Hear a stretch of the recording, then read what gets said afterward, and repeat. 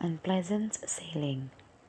Jason Lehman, his wife Barbara, and their friends John and Susan Dunn left Bermuda in Jason's boat for a trip to Miami.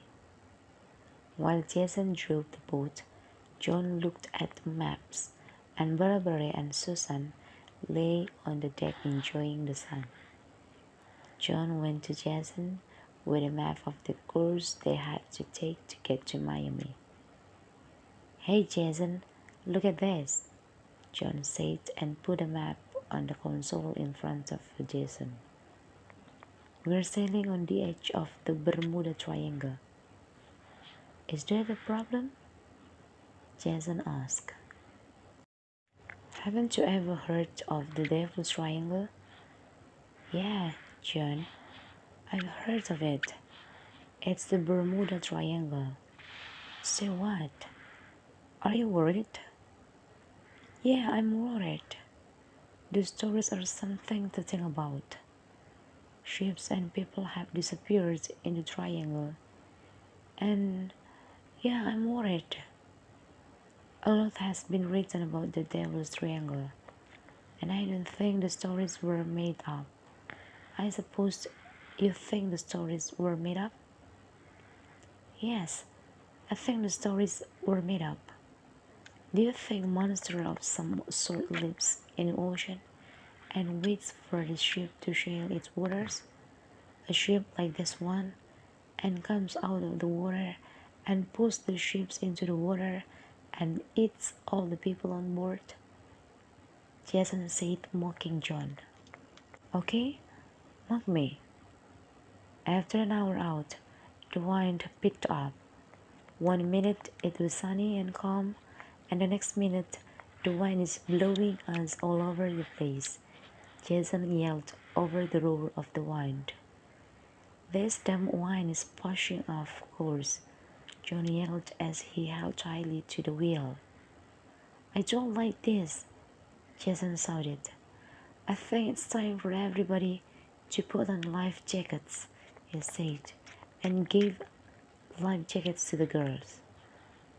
Everybody had life jackets on as the wind picked up, and the boat was tossed around like it was a toy. "The wind is unbelievable," John shouted and strained to hold the wheel steady as he turned on the radio. "This is Lady Grey Summer of Bermuda. Winds are high. My boat is being battered by huge waves. I don't know where we are. Is anybody listening? Can anyone hear me?" he yelled. "Nobody is receiving my call." The boat spun around, throwing John, Jason, and the woman against the sides of the boat. John rushed to the wheel that spun like a top and held on to it. "I don't think this boat is going to be in one piece much longer," John warned. "Make sure your life jackets are secure." As they were tossed around, a huge wave swamped the boat, and the poor were whisked overboard.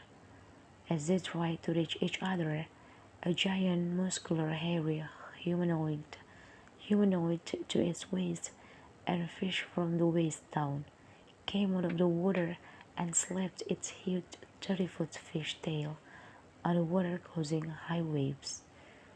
The people in the water screamed as the creature looked at them, and they gasped as the creature put Jason in its mouth, chewed up, and swallowed him.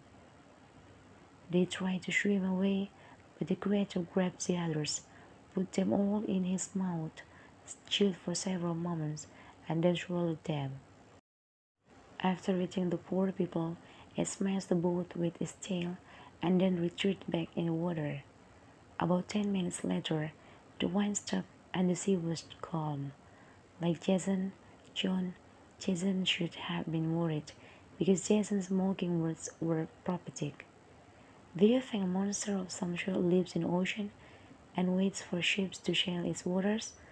A ship like this one, and comes out of the water and pushes the ship into water and eats all the people